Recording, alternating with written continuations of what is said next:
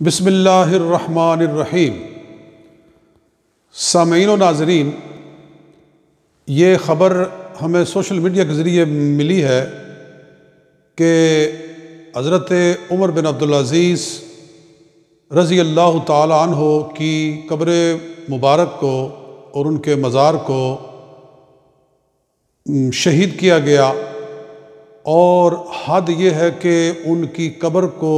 کھود کے ان کے جسم کو بھی وہاں سے غائب کر دیا گیا۔ انا للہ و انا الیہ راجعون۔ یہ بڑی ہی اندوہناک اور نہایت ہی یہ وحشتناک خبر ہے کہ وہ کس طرح کے وحشی درندے ہیں جو کہ قبروں سے اموات کو بھی اٹھا کے، میتوں کو بھی اٹھا کے غائب کر رہے ہیں۔ کسی کافر کی میت کو بھی اس کی قبر سے نکال کر پھینکنا باہر یا غائب کرنا یہ جائز نہیں ہے۔ ایک کافر بھی جہاں دفن ہوا ہے تو اس کو وہیں اس کا رہنا یہ ضروری ہے، اور اس کو وہاں سے نکالنا اور اس طرح سے اس کو وہاں سے نکال کے پھینکنا یہ جائز نہیں ہے۔ تو چہ جائے کہ کسی مسلمان کے ساتھ ایسے کیا جائے، اور پھر مسلمان بھی کون؟ حضرت عمر بن عبدالعزیز رضی اللہ تعالی عنہ، کہ جن کو 5واں خلیفہ راشد مانا جاتا ہے اور سب سے پہلا مجدد امت مانا جاتا ہے، کہ حضور علیہ السلام نے ارشاد فرمایا کہ ان اللہ تعالی سیبعث لہذہ الامت علی رأس کل مئۃ سنۃ من یجدد لہا دینہا،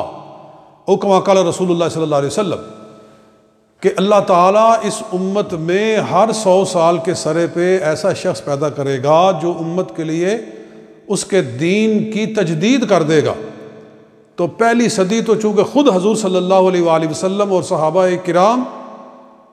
کے نور سے منور ہے، اس لیے اس میں تو کسی مجدد کی ضرورت نہیں۔ مجدد کی ضرورت پڑی اگلی صدی کے اندر۔ تو دوسری صدی کے اندر یعنی سب سے پہلا مجدد جو اس امت کے اندر پیدا ہوا وہ حضرت عمر بن عبدالعزیز رضی اللہ تعالی عنہ ہیں، کہ جن کے آنے سے اس طرح کا انقلاب آیا کہ ایسے لوگوں کو لگا کہ حضرت عمر فاروق رضی اللہ تعالیٰ عنہ کا دور خلافت واپس آ گیا ہے، اس لیے ان کو عمر ثانی کہا جاتا ہے، دوسرا عمر کہا جاتا ہے۔ اور یہ ساری برکت ان کے اندر اس لیے تھی کہ وہ ان کی رگوں میں سیدنا فاروق اعظم رضی اللہ عنہ کا خون دوڑ رہا تھا۔ یہ میرے سامنے تہذیب التہذیب ہے، اس کے اندر وہ فرماتے ہیں حضرت ابن حجر عسقلانی رحمۃ اللہ تعالی علیہ، ام عاصم بنت عبداللہ بنت عاصم بن عمر بن الخطاب، ان کی والدہ جو ہے حضرت عمر بن عبدالعزیز رضی اللہ تعالیٰ عنہ کی، وہ پوتی ہیں حضرت فاروق اعظم رضی اللہ تعالیٰ عنہ کی۔ یعنی کہ حضرت فاروق اعظم کے بیٹے ہیں عاصم، اور ان کی بیٹی ہے ام عاصم، اور ام عاصم ماں ہیں حضرت عمر بن عبدالعزیز رضی اللہ تعالیٰ عنہ۔ ان کے دور میں جو عدل و انصاف اور جو ایک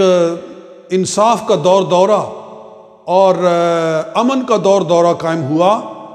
وہ حضرت فاروق اعظم کی شخصیت کا پرتو تھا۔ اور پھر یہ دیکھو کہ یہ کتنے جلیل القدر آدمی ہیں۔ حضرت عمر بن عبدالعزیز رضی اللہ تعالیٰ عنہ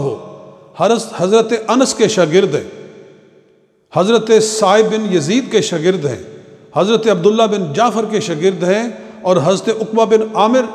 جہنی رضی اللہ تعالیٰ عنہ ان تمام صحابہ کرام کے شاگرد ہیں۔ ان سے حدیثیں حاصل کرتے تھے اور جمع کرتے تھے، یعنی خلیفۃ المسلمین ہونے کے سوا بہت بڑے محدث ہیں کہ صحابہ کرام سے احادیث جمع بھی کرتے تھے، سنتے تھے اور حدیث کو یاد کرتے تھے۔ یہ ان کی شان ہے، گویا جلیل القدر صحابی ہیں۔ اور پھر دیکھیے یہ پتہ چلا ہے کہ جن لوگوں نے ان کی قبر کو کھودا ہے اور ان کے جسم مبارک کو غائب کیا ہے وہ شیعوں میں سے تھے۔ تو مجھے حیرت ہو رہی ہے کہ شیعوں کو کیا تکلیف ہے کہ حضرت عبداللہ بن جعفر کے یہ شاگرد ہیں، اور عبداللہ بن جعفر کون ہیں؟ یہ حضرت جعفر طیار رضی اللہ تعالیٰ عنہ کے بیٹے ہیں، جناب مولا علی المرتضیٰ شیر خدا رضی اللہ تعالیٰ عنہ کے بھتیجے ہیں اور اون و محمد کے باپ ہیں۔ وہ اون و محمد جو جناب حضرت امام علی مقام امام حسین رضی اللہ تعالیٰ عنہ کے ساتھ میدان کربلا میں جام شہادت نوش کرنے والے ہیں، یعنی وہ بھانجے ہیں جناب امام علی مقام کے، اور ان کے والد ہیں حضرت عبداللہ بن جعفر جو استاد ہیں جناب عمر بن عبدالعزیز رضی اللہ تعالیٰ عنہ کے، یعنی یہ وہ شخصیت ہیں جو اہل بیت سے فیض یافتہ ہیں، اہل بیت سے علم حاصل کرنے والے ہیں۔ تو شیعوں نے اس نسبت کا بھی لحاظ نہیں رکھا ہے، یہ بھی خدا کا خوف نہیں رکھا ہے، تو یہ کون سی محبت اہل بیت ہے کہ اس طرح سے مسلمانوں کے مردے نکالنا اور ان کو غائب کرنا؟ اس پر جتنا بھی دکھ کا اور افسوس کا اظہار کیا جائے کم ہے، اور ہم تمام عالم اسلام کی جتنی بھی اسلامی حکومتیں ہیں ان سے، ان کے سربراہوں سے یہ مطالبہ کرتے ہیں کہ